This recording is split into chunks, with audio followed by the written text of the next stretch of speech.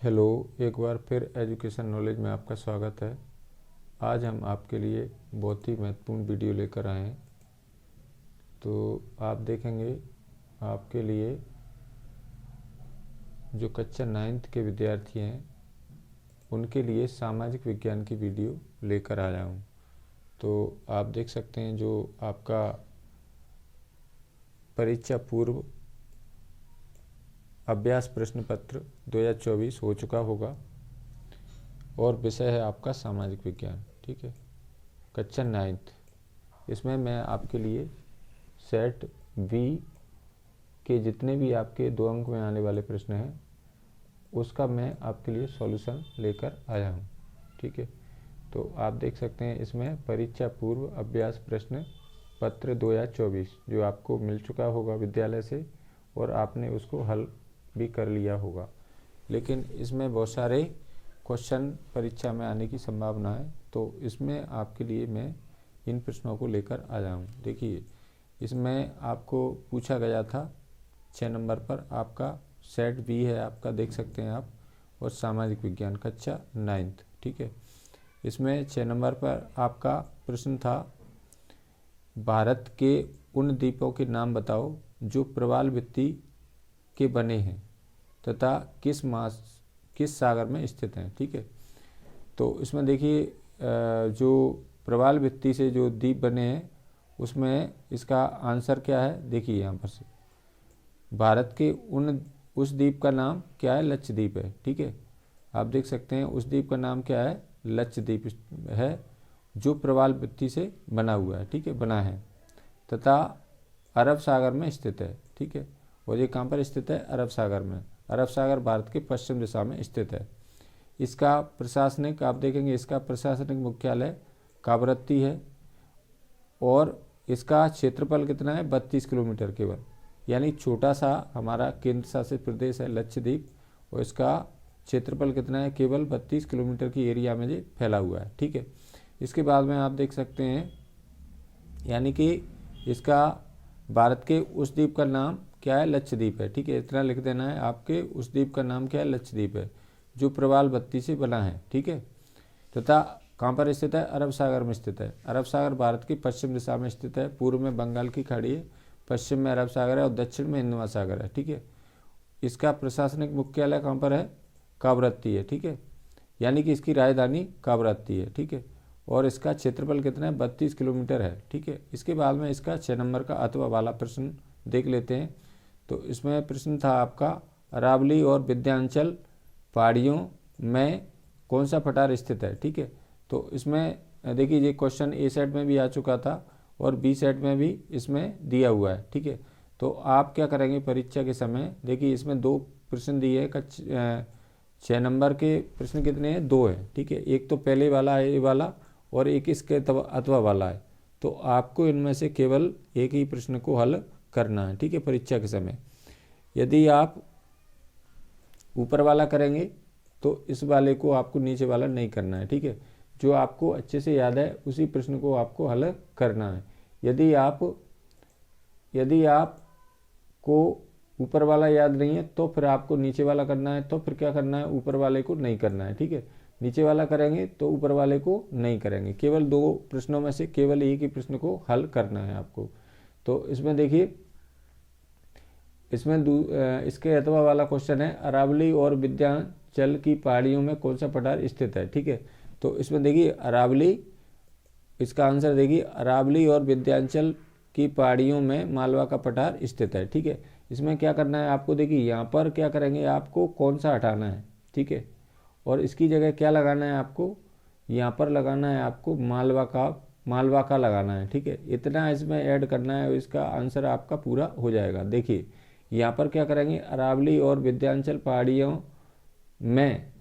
ठीक है, तो इसमें लिख लेंगे अरावली और विंध्याचल पहाड़ियों में, तो इसमें कौन सा हटाएंगे, इसकी जगह क्या लगाना है आपको, मालवा का। ठीक है, और पठार इसमें दिया हुआ है स्थित है, तो स्थित है इसमें वैसे के वैसा लिख देंगे। और यहाँ पर आप देख सकते हैं यहाँ पर क्या है, प्रश्नवाचक चिन्ह है, इसकी जगह आपको क्या लगाना है, पूर्ण विराम लगाना है। ये इतना चेंज करना है।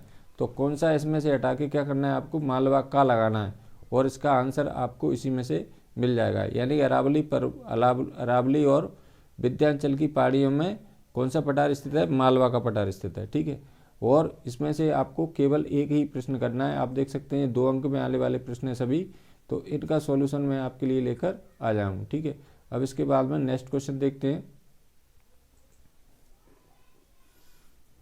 आगे देखिए, दूसरा 7 नंबर पर आपका दिया था एक क्वेश्चन बी सेट में, नमामि गंगे परियोजना क्या है? ठीक है, ये क्वेश्चन ये सेट में भी आ चुका है। ठीक है, तो नमामि गंगे परियोजना के बारे में उत्तर देखते हैं। नमामि गंगे परियोजना एक एकीकृत संरक्षण मिशन है। ठीक है, इसमें राष्ट्रीय नदी गंगा से संबंधित 2 उद्देश्यों, यानी कि ये जो राष्ट्रीय नदी है हमारी, यानी भारत की राष्ट्रीय नदी कौन सी है? गंगा नदी है। ठीक है, जो भारत की सबसे लंबी नदी भी है, और इसके संरक्षण माने क्या होता है? बचाना। ठीक है, इसको प्रदूषण से बचाने के लिए इसके 2 उद्देश्य हैं। कौन से उद्देश्य हैं?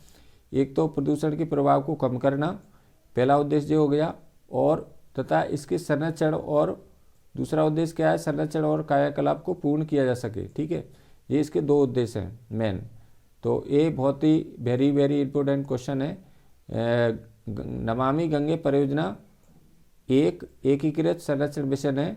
इसमें राष्ट्रीय नदी गंगा से संबंधित 2 उद्देश्य क्या हैं? एक तो गंगा नदी के प्रदूषण को कम करना है, दूसरा उद्देश्य है इसके संरक्षण और कायाकल्प को पूर्ण किया जा सके। ठीक है, पूर्ण करना है। अब इसके बाद में इसमें देखिए, इसमें भी 2 क्वेश्चन है, तो इसमें अथवा वाला क्वेश्चन भी देख लेते हैं, लेकिन आपको केवल परीक्षा में एक ही क्वेश्चन करना है। ये ऊपर वाला करेंगे तो नीचे वाला नहीं करेंगे, और नीचे वाला करेंगे तो ऊपर वाला प्रश्न नहीं करेंगे। तो केवल एक ही प्रश्न आपको परीक्षा में हल करना है। ठीक है, अब इसके बाद में इसके अथवा वाला क्वेश्चन देख लेते हैं। इसमें पूछा गया था 7 नंबर का अथवा, गंगा की प्रमुख धाराओं के नाम लिखिए, यह कहाँ पर एक दूसरे से मिलकर गंगा का निर्माण करती हैं। ठीक है, तो ये भी बहुत वेरी इंपॉर्टेंट क्वेश्चन है। तो मैंने इसको सरलता से बनाने का प्रयास किया है। देखिए यहाँ पर देखिए, इसका आंसर गंगा नदी की 2 प्रमुख धाराएं अलकनंदा और भागीरथी है। यानी गंगा नदी की जो प्रमुख धाराएं कौन सी हैं? अलकनंदा नदी और भागीरथी नदी। ठीक है, ये गंगा नदी का निर्माण करती हैं। देखिए आगे देखना है, गंगा नदी और भागीरथी नदियाँ उत्तराखंड के देवप्रयाग में मिलती हैं। ये कहाँ पर एक दूसरे से कहाँ मिल जाती है? देवप्रयाग में। और देवप्रयाग कहाँ पर है? उत्तराखंड राज्य में स्थित है, और गंगा नदी का निर्माण करती हैं। ठीक है, तो ये भी बहुत इंपॉर्टेंट क्वेश्चन है। और गंगा कहाँ से निकलती है? गंगोत्री हिमालय से निकलती है। ठीक है, इसमें देखिए गंगा नदी की 2 प्रमुख धाराएं कौन सी हैं? एक तो अलकनंदा है, दूसरी भागीरथी है। अलकनंदा और भागीरथी नदियाँ उत्तराखंड राज्य में देवप्रयाग स्थान पर मिलती हैं। ठीक है, देवप्रयाग में मिलती हैं और गंगा नदी का निर्माण करती हैं। तो ये भी बहुत इंपॉर्टेंट क्वेश्चन है। अब इसके बाद नेक्स्ट क्वेश्चन देखते हैं। सभी अच्छे क्वेश्चन है जहाँ में। ठीक है, आपको सभी प्रश्नों को रिवीजन करना है, तैयार करना है। परीक्षा आपकी बहुत ही नज़दीक है, तो आपको सभी प्रश्नों को तैयार करना है अच्छे से। ठीक है, अब इसके बाद नेक्स्ट क्वेश्चन था आपका, देखिए अगला प्रश्न है आपका 8 नंबर का। इसमें भी 2 क्वेश्चन दिए, एक ऊपर वाला, इसके नीचे अथवा वाला। तो इसमें पूछा गया था मौसम और जलवायु में अंतर, क्या अंतर है? ठीक है, तो मौसम और जलवायु में अंतर इसमें पूछा गया था प्रश्न में। आप देख सकते हैं 2 अंक के हैं सभी प्रश्न, इसके आगे मैंने अंक भी दर्शाए हैं। अब इसमें देखिए मौसम क्या होता है? मौसम एक विशेष समय में एक क्षेत्र के वायुमंडलीय दशा की अवस्था बताता है। यानी मौसम क्या करता है? एक विशेष समय में एक क्षेत्र के वायुमंडलीय अवस्था को बताता है। अब इसके बाद में जलवायु देख लेते हैं। जलवायु क्या होती है? एक विशाल क्षेत्र में लंबे समयावधि का मतलब क्या होता है? 30 वर्ष से अधिक। एक विशाल क्षेत्र में, विशाल माने क्या होता है? बड़ा क्षेत्र में लंबे समयावधि यानी लंबे समय तक 30 वर्ष से अधिक मौसम 30 वर्ष से अधिक में मौसम की अवस्थाओं तथा विविधताओं का कुल योग जलवायु है। ठीक है, तो ये भी बहुत इंपॉर्टेंट क्वेश्चन है, मौसम और जलवायु में अंतर क्या है। इसके बाद में इसका अथवा वाला क्वेश्चन देखिए, इसमें दिया है, पूछा गया था 8 नंबर का अथवा वाला, हिमालय का भारत की जलवायु पर क्या प्रभाव पड़ता है? ये हिमालय जो पर्वत है जो भारत के उत्तर में स्थित है और भारत की जलवायु पर क्या प्रभाव पड़ता है, संक्षिप्त में लिखिए। तो इसमें देखिए उत्तर देखिए यहाँ से, हिमालय मध्य एशिया से आने वाली ठंडी हवाओं को भारतीय उपमहाद्वीप में प्रवेश करने से क्या करता है, रोकता है। ठीक है, हिमालय जो पर्वत है जो एशिया से, मध्य एशिया से आने वाली ठंडी हवाओं को क्या करता है, रोकता है, भारत में आने से रोकता है। देखिए इसमें लिखा है जी, हिमालय मध्य एशिया से आने वाली ठंडी हवाओं को भारतीय उपमहाद्वीप में प्रवेश करने से रोकता है, जिससे भारत में मध्य एशिया की तुलना में कम ठंड पड़ती है।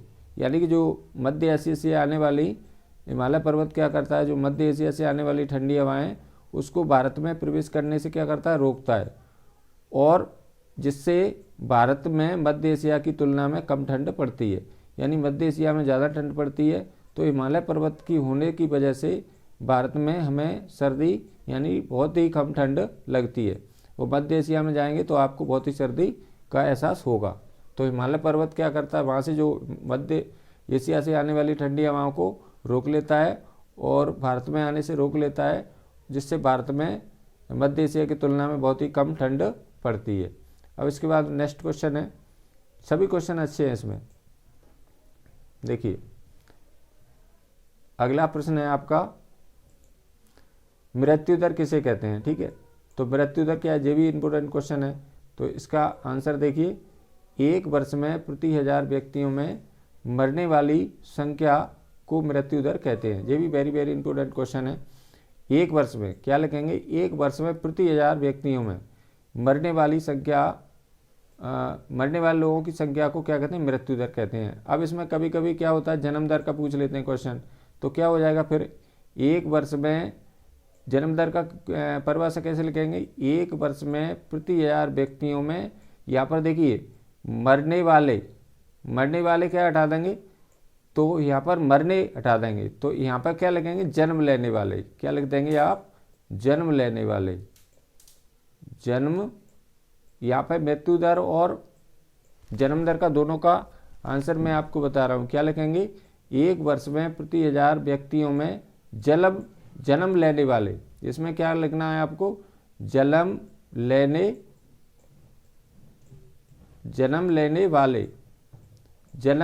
और जोड़ना है, वाले लोगों की संख्या को यहाँ पर मृत्यु की जगह क्या कर देंगे आप, जन्म कर देंगे।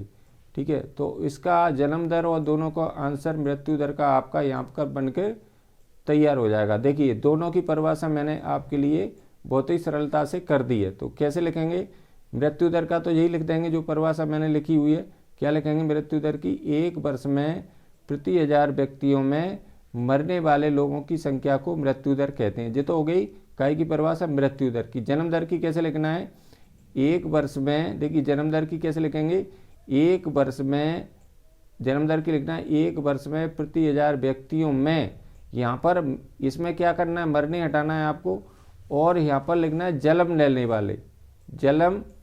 लेने वाले लोगों की संख्या को, यहाँ पर मृत्यु हटाना है, इसमें क्या करना है आपको, जन्म लिख देना है, जन्म दर कहते हैं। तो इसमें दो शब्द हटा के आपको 3 शब्द जोड़ना है, तो दोनों की डेफिनेशन आप बड़े आराम से लिख सकते हैं। देखिए एक बार और बता दूं, जन्म दर और मृत्यु दर, ये मृत्यु दर का तो लिखा ही है, जन्म दर में क्या करेंगे, एक वर्ष में प्रति 1000 व्यक्तियों में, यहाँ पर मरने हटाएंगे और इसकी जगह क्या लगाना है, जन्म लेने और वाले लोगों की संख्या को, यहाँ पर मृत्यु हटा देंगे, यहाँ पर लिख देंगे जन्म दर कहते हैं। तो दोनों क्वेश्चन आपके जन्म दर और मृत्यु दर के कंप्लीट हो जाएंगे। अब इसके बाद में नेक्स्ट क्वेश्चन लेते हैं हम। देखिए अगला क्वेश्चन है, इसका अथवा वाला क्वेश्चन है आपका, नौका अथवा क्या था, पूछा गया था आपके पेपर में। आपको पेपर अपने पास ही रखना है, ठीक है, आपको पेपर खोना नहीं है और आपको पेपरों से रिवीजन करना है, और जितने भी प्रश्न ए सेट और बी सेट में पूछे गए थे उनको सभी को आपको तैयार करना है। ठीक है, इसमें देखिए प्रवास जनसंख्या को किस प्रकार प्रभावित करता है, लिखिए। यानी प्रवास क्या होता है, व्यक्ति एक स्थान से दूसरे स्थान पर चले जाने को क्या कहते हैं, प्रवास कहते हैं। तो इसमें देखिए प्रवास जनसंख्या परिवर्तन का एक महत्वपूर्ण घटक है। यानी कि सीधी सीधी बात है, कोई व्यक्ति यहाँ से एक स्थान से जाने के बाद में दूसरे स्थान पर रहने लगेगा तो जहाँ पर वो रहने जाएगा वहाँ पर क्या है, व्यक्तियों की संख्या अधिक हो जाएगी, और जहाँ से वो जाएगा वहाँ पर व्यक्तियों की संख्या कम हो जाएगी। तो इसमें वही प्रवास है, व्यक्ति को एक स्थान से छोड़कर दूसरे स्थान पर चले जाने को क्या कहते हैं, प्रवास कहते हैं।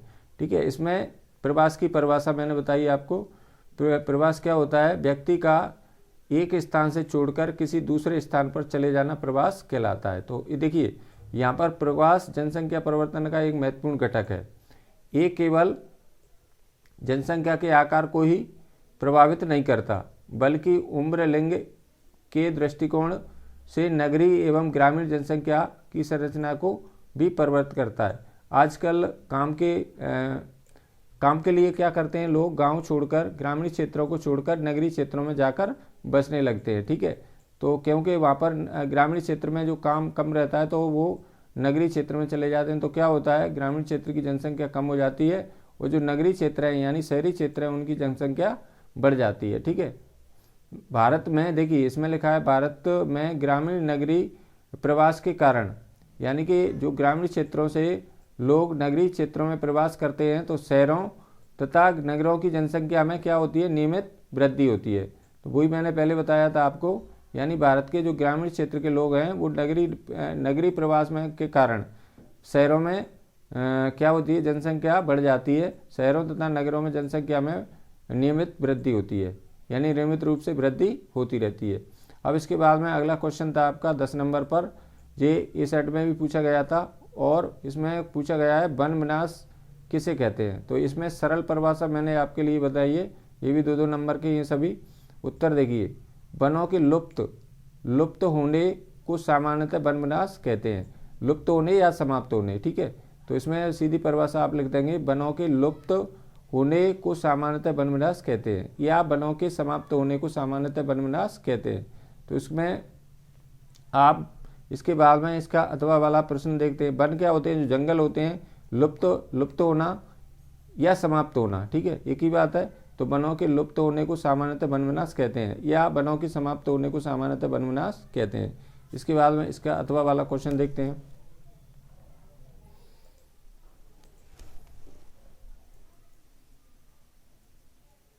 देखिए अगला क्वेश्चन था आपका इसका 10 नंबर का अथवा वाला।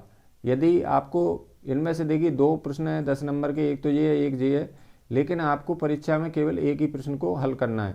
यदि आप ऊपर करेंगे तो क्या करेंगे, प्रश्न क्रमांक 10 डालेंगे केवल, और नीचे वाला करेंगे तो क्या करेंगे, प्रश्न क्रमांक 10 डाल के इसके आगे कोष्टक में अथवा और लगा देंगे। ठीक है, अब इसके बाद में अगला क्वेश्चन है वनग्राम किसे कहते हैं। तो ये भी बहुत इंपोर्टेंट क्वेश्चन है, सभी क्वेश्चन अच्छे हैं इसमें। उत्तर देखिए यहाँ से, औपनिवेशिक सरकार ने, जब हमारा देश आज़ाद नहीं था उस समय की बात है, 1905 में बस्तर के वनों, ठीक है, जो बस्तर के जंगल थे, 1905 की बात है। औपनिवेशिक सरकार, जब हमारा देश आज़ाद नहीं था उस समय की बात हो रही है जी।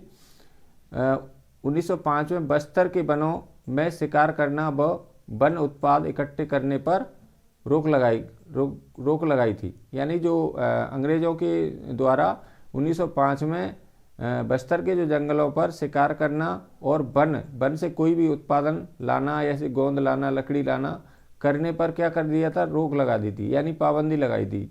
किस साल में, 1905 के दशक में। ठीक है, लेकिन कुछ गांव को इस शर्त में आरक्षित कर दिया, यानी कुछ गांव को वहां पर रहने के लिए एक शर्त के लिए आरक्षित कर दिया कि वह वन विभाग के लिए मुक्त क्या करेंगे, पेड़ों की कटाई करेंगे, कटाई तथा ढुलाई का काम करेंगे। यानी कि कुछ लोगों को वहाँ पर इस शर्त पर आरक्षित कर दिया रहने के लिए कि तुम क्या करेंगे, वन विभाग के लिए मुफ्त क्या करेंगे, लकड़ी काटेंगे, पेड़ों की कटाई करेंगे और पेड़ों की ढुलाई का काम करेंगे और जंगलों को आग से बचाएंगे। इन्हीं गांव को वनग्राम कहा जाने लगा। बाद में इन्हीं गांव को क्या कहा जाने लगा, वनग्राम के नाम से जाने लगा। ठीक है, कहा जाने लगा। तो इसमें आराम से आप लिख सकते हैं, औपनिवेशिक सरकार ने 1905 में बस्तर के वनों में शिकार करना व वन उत्पाद इकट्ठे करने पर रोक लगा दी, यानी पाबंदी लगा दी। लेकिन कुछ लोगों को इस शर्त पर आरक्षित किया गया कि वह वन विभाग के लिए मुफ्त क्या करेंगे, पेड़ों की कटाई करेंगे और इसके बाद में पेड़ों की ढुलाई करेंगे, काम करेंगे और जंगलों को आग से बचाएंगे। इन्हीं गांव को वनग्राम कहा जाने लगा। बाद में इन्हीं गांव को क्या कहा जाने लगा, वनग्राम। अब इसके बाद में नेक्स्ट क्वेश्चन देखते हैं अगला। देखिए अगला क्वेश्चन है आपका, बंजारा समुदाय कहाँ रहते हैं, यानी कौन कौन से राज्य में निवास करते हैं। जो बंजारा समुदाय है वो किस किस राज्य में रहते हैं उसके बारे में इसमें पूछा गया था जी। इस सेट में भी आया था प्रश्न। तो उत्तर देखिए इसमें, बंजारा समुदाय के लोग कहाँ पर रहते हैं, उत्तर प्रदेश, पंजाब, मध्य प्रदेश व राजस्थान के ग्रामीण क्षेत्रों में रहते हैं। यानी कि बंजारा समुदाय के लोग हैं कौन कौन से राज्यों में निवास करते हैं, बंजारा समुदाय के लोग उत्तर प्रदेश, पंजाब, मध्य प्रदेश व राजस्थान के ग्रामीण क्षेत्रों में निवास करते हैं। ठीक है, रहते हैं या निवास करते हैं। इसके बाद में इसके अथवा वाला क्वेश्चन है। तो इसमें देखिए अगला क्वेश्चन है आपका, प्रतिभूमि नियमावली की महत्वपूर्ण बातें बताइए। यानी जो अंग्रेजों के समय में जो प्रतिभूमि पड़ी थी उसके बारे में आपको कुछ महत्वपूर्ण बातें बताना है। तो उत्तर देखिए, प्रतिभूमि नियमावली की महत्वपूर्ण बातें निम्न है। पहले क्या थी, जो गैर कृषि भूमि चरागाह से छीनकर, यानी जो गैर कृषि भूमि थी तो चरागाहों से छीनकर खास लोगों को दे दी गई। जिस भूमि में कृषि नहीं होती थी उस भूमि को चरागाह माने क्या होती है, जो जंगल में पशुओं को चराते हैं, चरागाहों से छीनकर कुछ खास लोगों को दे दी गई। ठीक है, इसमें 2 पॉइंट लिखना है आपको। दूसरा है, कुछ चरवाहों को नए क्षेत्र में भेजकर गांव का मुखिया बना दिया गया। ठीक है, यानी कुछ चरवाहे थे जो जंगल में पशुओं को चराते थे, उनको नए क्षेत्र में भेजकर गांव का क्या बना दिया, मुखिया बना दिया गया। ठीक है, अगला पॉइंट है इसमें, जिन्हें भूमि दी गई, यानी जिन लोगों को भूमि दी गई, खास लोगों को, वहाँ रहने कृषि कार्य करने के लिए प्रोत्साहित किया गया तथा अनेक प्रकार की उनको छूट दे दी गई। यानी जिन लोगों को ज़मीन आवंटित की गई थी, जिन लोगों को भूमि दी गई थी, खास लोगों को वहाँ रहने कृषि कार्य करने के लिए प्रोत्साहित किया गया, वहाँ रहने के लिए और कृषि को कार्य करने के लिए प्रोत्साहित किया गया तथा अनेक प्रकार की उनको छूट दी गई। तो इसमें ये दोनों क्वेश्चनों में से कोई आपको जो अच्छे से याद है उन्हीं को आपको करना है। ठीक है, अब इसके बाद नेक्स्ट क्वेश्चन है, देखिए ये भी अच्छे क्वेश्चन है 12 नंबर पर। इसमें देखिए 12 नंबर पर पूछा गया था संविधान सभा क्या है। ये भी वेरी वेरी इंपॉर्टेंट क्वेश्चन है, लिखिए। तो इसमें देखिए संविधान सभा क्या होती है। उत्तर देखिए यहाँ से, जनप्रतिनिधियों की वह सभा जो संविधान लिखने का काम करती है उसे संविधान सभा कहते हैं। यानी कि जनप्रतिनिधियों की वह सभा जो संविधान को लिखने का काम करती है उसे संविधान सभा कहते हैं। बहुत अच्छा क्वेश्चन है। इसके बाद में अथवा वाला क्वेश्चन देखिए, संघीय सरकार किसे कहते हैं। तो संघीय सरकार क्या होती है, इसको हम केंद्र सरकार भी कहते हैं। तो संघीय सरकार को हम केंद्र सरकार भी कहते हैं, ऐसे भी लिख सकेंगे तो भी आपका नंबर मिल जाएगा। लेकिन यहाँ पर देखिए संघीय सरकार को आमतौर से केंद्रीय सरकार के नाम से जाना जाता है। इतना भी क्वेश्चन लिख देंगे तो आपका 2 नंबर आपको मिल जाएंगे। ठीक है, यानी संघीय सरकार को क्या कहते हैं, आमतौर पर केंद्रीय सरकार के नाम से जाना जाता है। ठीक है, 28 राज्यों तथा 9 केंद्र शासित प्रदेशों के संघीय इकाई जो संयुक्त रूप से भारतीय गणराज्य कहलाता है। यानी कि जो हमारे देश में 28 राज्य हैं, 9 केंद्र शासित प्रदेश हैं, को मिलाकर संघीय इकाई जो संयुक्त रूप से भारतीय गणराज्य कहलाता है। भारतीय संविधान द्वारा स्थापित भारत सरकार नई दिल्ली से कार्य करती है। यानी कि संघीय सरकार क्या होती है, इसको हम मुख्य रूप से संघीय सरकार को आमतौर पर हम क्या कहते हैं, केंद्रीय सरकार के नाम से जाना जाता है। ठीक है, इतना भी लिख देंगे तब भी आपका उत्तर सही होगा। ठीक है, अब उसके बाद में नेक्स्ट क्वेश्चन देखते हैं अगला। देखिए ये भी अच्छा क्वेश्चन है 13 नंबर के। इसमें देखिए 13 नंबर में पूछा गया था आम चुनाव क्या होते हैं। आपने चुनाव तो जरूर देखे होंगे। चुनाव में क्या करते हैं, जो जिनकी उम्र 18 वर्ष या उससे अधिक होती है वो क्या करते हैं, चुनाव में अपने वोट का प्रयोग करते हैं। ठीक है, तो आम चुनाव क्या होते हैं? तो उत्तर देखिए, 5 साल के बाद सभी चुने हुए प्रतिनिधियों का कार्यकाल समाप्त हो जाता है। ठीक है, यानी 5 साल का इनके प्रतिनिधियों का कार्यकाल, सांसदों विधायकों का कार्यकाल क्या रहता है? 5 वर्ष रहता है। तो देखिए 5 वर्ष के बाद सभी चुने हुए जन प्रतिनिधियों का कार्यकाल समाप्त हो जाता है। लोकसभा और विधानसभाएं क्या हो जाती हैं? भंग हो जाती हैं। ठीक है, फिर सभी क्षेत्रों में एक ही दिन या एक छोटे अंतराल से अलग अलग दिन चुनाव होते हैं, इसे आम चुनाव कहते हैं। ठीक है, तो ये भी बहुत इंपॉर्टेंट क्वेश्चन है दोनों। इसके बाद में उपचुनाव देखिए, उपचुनाव क्या है? ये भी अच्छा क्वेश्चन है, दोनों में से अथवा वाला क्वेश्चन है। ये उपचुनाव क्या है? तो देखिए इसमें उपचुनाव क्या होते हैं? किसी क्षेत्र के सदस्य की मृत्यु, ठीक है, यानी किसी क्षेत्र की सदस्य की मृत्यु हो जाए या उसने अपने पद से इस्तीफा दे दे।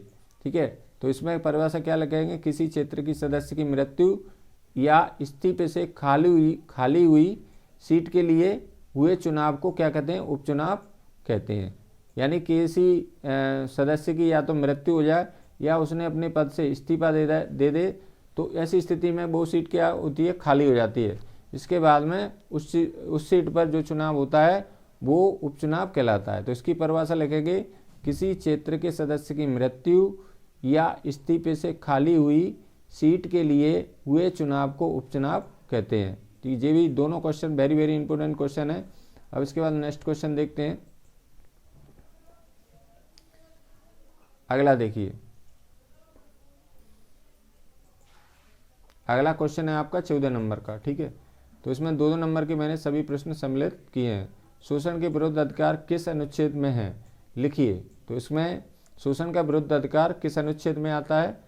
देखिए यहाँ पर देखिए, शोषण के विरुद्ध अधिकार भारतीय संविधान के अनुच्छेद 23 और 24 में निहित है। यानी कि इतना भी लिख देंगे तो भी आपका उत्तर आपको मिल जाएगा। ठीक है, यानी कि आपको नंबर मिल जाएंगे। लेकिन और इसमें थोड़ी सी जानकारी और रखने के लिए आपको थोड़ा सा डिटेल इसकी जानना बहुत ही आवश्यकता है। देखिए शोषण के अधिकार कितने होते हैं? आपके 6 अधिकार होते हैं। ठीक है, मौलिक अधिकार भारतीय संविधान में हमें कितने दिए? 6 दिए। शोषण के विरुद्ध अधिकार भारतीय संविधान के अनुच्छेद कौन से में? अनुच्छेद 23 और 24 में निहित हैं। ठीक है, तो इसमें देखिए किसी व्यक्ति का शोषण होता है तो उस के लिए ये शोषण के विरुद्ध अधिकार के तहत अपन क्या कर सकते हैं? ये महत्वपूर्ण मौलिक अधिकार हैं जो प्रत्येक नागरिक को किसी भी प्रकार के शोषण से सुरक्षा की गारंटी देता है। कौन सा अधिकार? शोषण के विरुद्ध अधिकार। ठीक है, तो ये अनुच्छेद कौन से में? 23-24 में निहित है। ये महत्वपूर्ण मौलिक अधिकार है जो प्रत्येक नागरिक को किसी भी प्रकार के शोषण से सुरक्षा की गारंटी देता है। यानी क्या करता है? सुरक्षा की गारंटी देता है। कौन सा? शोषण के विरुद्ध अधिकार। अनुच्छेद देखिए अलग अलग मैंने करके बताया यहाँ पर। अनुच्छेद 23 में मानव तस्करी, जबरन श्रम, यानी कोई जबरदस्ती किसी से काम करा रहा है पर रोक का प्रावधान है, या मानव तस्करी कर रहा है। ठीक है, और अनुच्छेद 24 में क्या किया गया? अनुच्छेद 24 में कारखानों, खदानों, दुकानों आदि में 14 वर्ष से कम उम्र के बच्चों पर काम कराने पर प्रतिबंध है। यानी कि अनुच्छेद 24 में क्या किया गया है? खदानों पर काम कराना, कारखानों में, खदानों में काम कराना, दुकान पर लगाना, यानी जो 14 वर्ष के हमारे उससे कम आयु के बच्चे हैं उनको काम पर लगाना, खदानों में काम कराना और दुकानों पर काम कराना पर क्या है? प्रतिबंध लगाया है। इसके तहत कौन से अनुच्छेद है? 24 के। और 23 के अनुच्छेद के तहत क्या है? जबरन श्रम, यानी जबरदस्ती किसी से काम करवाना और मानव तस्करी करना, इस पर रोक का प्रावधान है। तो ये भी अच्छा क्वेश्चन है। शोषण के विरुद्ध अधिकार, यानी शोषण के विरुद्ध अधिकार भारतीय संविधान के अनुच्छेद 23 और 24 में निहित है। ठीक है, इसके बाद में अथवा वाला क्वेश्चन देखते हैं। अगला क्वेश्चन है, अभिव्यक्ति की स्वतंत्रता किस अनुच्छेद में वर्णित है? यानी कि विचार अभिव्यक्ति। देखिए यहाँ पर यही प्रश्न उत्तर देखिए यहाँ से, भारत का संविधान सभी नागरिकों को भाषण और अभिव्यक्ति की स्वतंत्रता की गारंटी देता है। यानी कि कोई व्यक्ति भाषण दे सकता है, अभिव्यक्त कर सकता है अपनी स्वतंत्रता की गारंटी को, और यह अनुच्छेद 19A में निहित है। ये स्वतंत्रता अभिव्यक्ति गारंटी कौन से में है?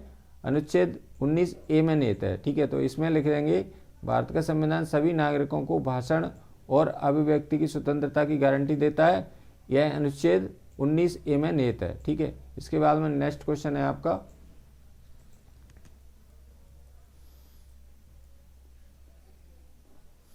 अगला क्वेश्चन देखिए 15 नंबर का। इसमें सभी में दो दो प्रश्न है, लेकिन आपको केवल परीक्षा में एक ही हल करना है। ठीक है, अगला क्वेश्चन है आपका कार्यशील पूंजी से क्या तात्पर्य है। लिखिए, कार्यशील पूंजी से क्या होता है, हम किसी कार्य को करा सकते हैं। देखिए, कार्यशील पूंजी में क्या कौन कौन सी चीज़ें आती हैं। उत्तर देखिए, कच्चा माल तथा नगद रुपया या पैसा को कार्यशील पूंजी कहते हैं। कार्यशील पूंजी से हम किसी प्रकार का कोई भी कार्य करा सकते हैं। जैसे हम किसी को मकान बनवा रहे हैं तो क्या करेंगे, उसको क्या करेंगे, उसके लिए क्या चाहिए, हमें नगद पैसे देने के लिए चाहिए, और किसी वस्तु को खरीद रहे हैं तो भी अपन ने ए पैसों की आवश्यकता होगी। तो कार्यशील पूंजी क्या होती है, कच्चा माल तथा नगद पैसा या रुपया को कार्यशील पूंजी कहते हैं। ठीक है, अब इसके अथवा वाला क्वेश्चन देखते हैं। जैसे ये भी अच्छा क्वेश्चन है, बहुविधि फसल प्रणाली से क्या आशय है। लिखिए, तो बहुविधि फसल क्या होती है। देखिए उत्तर देखिए यहाँ से, ये भी सरल है क्वेश्चन, ये अच्छा क्वेश्चन है। एक वर्ष में किसी भूमि पर या किसी खेत पर एक से ज़्यादा फसल पैदा करने को बहुविधि फसल प्रणाली कहते हैं। यानी किसी भूमि में एक वर्ष में किसी भूमि में पर एक से ज़्यादा फसल पैदा करने को बहुविधि फसल प्रणाली कहते हैं। देखिए, मान के चलो हमने बरसात में एक फसल बो दी, उसके बाद में वो काट ली, फिर इसके बाद में बरसात की फसल को क्या कहते हैं अपन, खरीफ की फसल। इसके बाद में वो कटने के बाद में फिर कौन सी बोते हैं हम, रबी की फसल। उसके बाद में फिर कौन सी बोते हैं, गर्मियों में हम जायद की फसल। तो किसी भूमि पर एक वर्ष में एक से ज़्यादा फसल पैदा करने की विधि को क्या कहते हैं, बहुविधि फसल प्रणाली कहलाती है। तो इसका आंसर आप लिख सकते हैं, एक वर्ष में किसी भूमि पर एक से ज़्यादा फसल पैदा करने को बहुविधि फसल प्रणाली कहते हैं। इसके बाद में अगला क्वेश्चन है आपका 16 नंबर का। वीडियो को पूरा देखना है आपको और सभी प्रश्नों के रिवीजन आपको करना है। ठीक है, इसमें देखिए पूछा गया था 16 नंबर पर,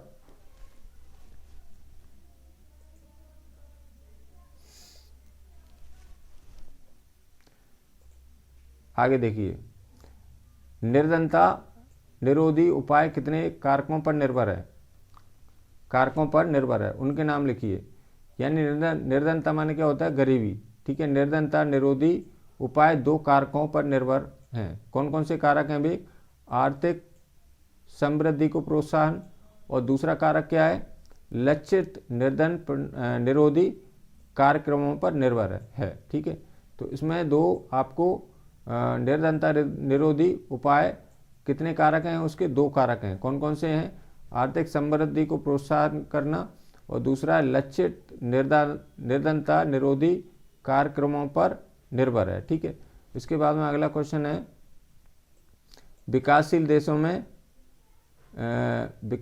देशों के बीच तुलना करने के लिए अंतर्राष्ट्रीय संगठन में निर्धनता रेखा के लिए कौन सा मानक तैयार किया जाता है। तो निर्धनता रेखा का आकलन कौन करता है, राष्ट्रीय प्रदर्शन सर्वेक्षण संगठन के द्वारा किया जाता है, और 5 साल में किया जाता है, ये ध्यान रखना है। ठीक है, तो इसमें देखिए उत्तर देखिए, यह सर्वेक्षण राष्ट्रीय प्रतिदर्श सर्वेक्षण संगठन, ठीक है, इसको क्या कहते हैं इंग्लिश में, नेशनल सैंपल सर्वे ऑर्गेनाइजेशन। ठीक है, ये तो इंग्लिश में नाम हो गया नेशनल सैंपल सर्वे ऑर्गेनाइजेशन, और हिंदी में नाम क्या है इसका, राष्ट्रीय प्रतिदर्श सर्वेक्षण संगठन। इसके द्वारा क्या होता है, निर्धनता रेखा का आकलन किया जाता है। ठीक है, इसको हम शॉर्ट में क्या कहते हैं, NSSO के द्वारा कराए जाते हैं। इसका ये शॉर्ट फॉर्म है, नेशनल सैंपल सर्वे ऑर्गेनाइजेशन का। ठीक है, N देखिए नेशनल का क्या हो जाएगा, N, और S का मतलब सैंपल, ठीक है, और सर्वे का मतलब S, और O का मतलब ऑर्गेनाइजेशन। ठीक है, तो इसका ये फुल शॉर्ट फॉर्म है NSSO। ठीक है, तो इसका गरीबी रेखा का सर्वेक्षण किसके द्वारा किया जाता है, राष्ट्रीय प्रतिदर्श सर्वेक्षण संगठन, ये हिंदी नाम है, उसको बोलते हैं नेशनल सैंपल सर्वे ऑर्गेनाइजेशन। ठीक है, गरीबी रेखा का आकलन कितने 5 साल के बाद किया जाता है। ठीक है, NSSO, या आप लिख सकते हैं कराए जाते हैं, ठीक है। यद्यपि तथापि विकासशील देशों में, जो विकासशील देश हैं, देशों की तुलना करने के लिए विश्व बैंक ने अनेक अंतर्राष्ट्रीय संगठन निर्धनता रेखा के लिए एक समान मानक का प्रयोग करते हैं। जैसे आप देख सकते हैं, ये आपने देखा होगा मोबाइल, इसका काय का चिन्ह है, जैसे $, 1.9, ठीक है, 1.9 2011 PPP, ठीक है। तो इसमें आपको पूछा जाता है कभी कभी प्रश्न, बहुत अच्छा क्वेश्चन है जी। यानी कि इसका निर्धनता का, गरीबी रेखा का आकलन किसके द्वारा किया जाता है, ये भी पूछ लेते हैं। और ये आकलन कितने वर्ष के बाद किया जाता है, तो इसका क्या हो जाए, राष्ट्रीय प्रतिशत सर्वेक्षण संगठन, ये गरीबी रेखा का आकलन करती है। और इसका इंग्लिश नाम क्या है, नेशनल सैंपल सर्वे ऑर्गेनाइजेशन, इसका शॉर्ट फॉर्म क्या है, NSSO, ठीक है, के द्वारा कराए जाते हैं। अब इसके बाद नेक्स्ट क्वेश्चन है आपका,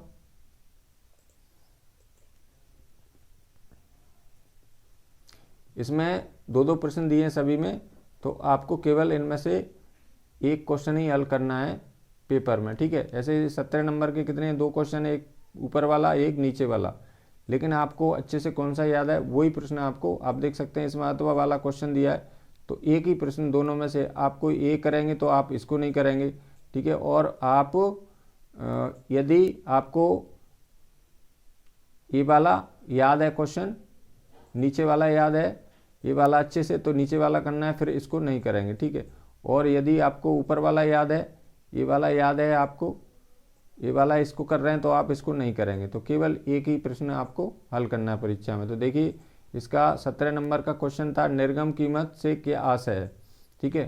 तो इसका आंसर देखिए, समाज के गरीब वर्गों में, समाज के जो गरीब लोग होते हैं, गरीब वर्ग होते हैं, बाजार वर्गों में बाजार की कीमत से कम मूल्य पर अनाज वितरित किया जाता है।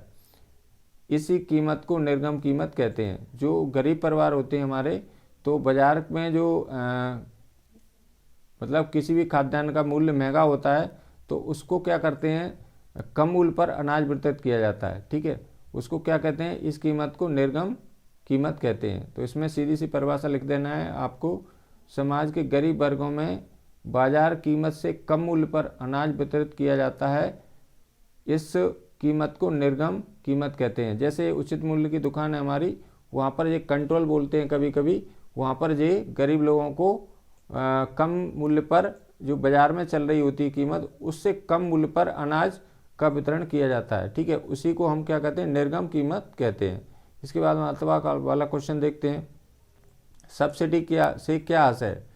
सो इसका आंसर देखिए, सब्सिडी वह भुगतान है जो सरकार द्वारा किसी उत्पादन माने क्या होता है, पैदा करना, को बाजार कीमत की अनुपूर्ति के लिए किया जाता है। तो ये थे आपके बी सेट के 2-2 अंक के प्रश्न। ए सेट में पहले ही डाल चुका हूँ, और वहाँ मेरी वीडियो, ए सेट की वीडियो आप मेरे चैनल पर जाकर देख सकते हैं। और मुझे आशा है यह वीडियो आपको ज़रूर पसंद आएगी, और आप अच्छे से तैयार करना है, आपको सभी परीक्षा की रिवीजन करना है, और मेरी शुभकामना आपके साथ हैं। यदि आपको यह वीडियो अच्छी लगी हो तो लाइक करें, अपने मित्रों के साथ शेयर करें, और यदि आप मेरे चैनल को पहली बार देख रहे हैं तो प्लीज़ चैनल को सब्सक्राइब ज़रूर करें। धन्यवाद सभी को, मेरा नमस्कार, थैंक्स।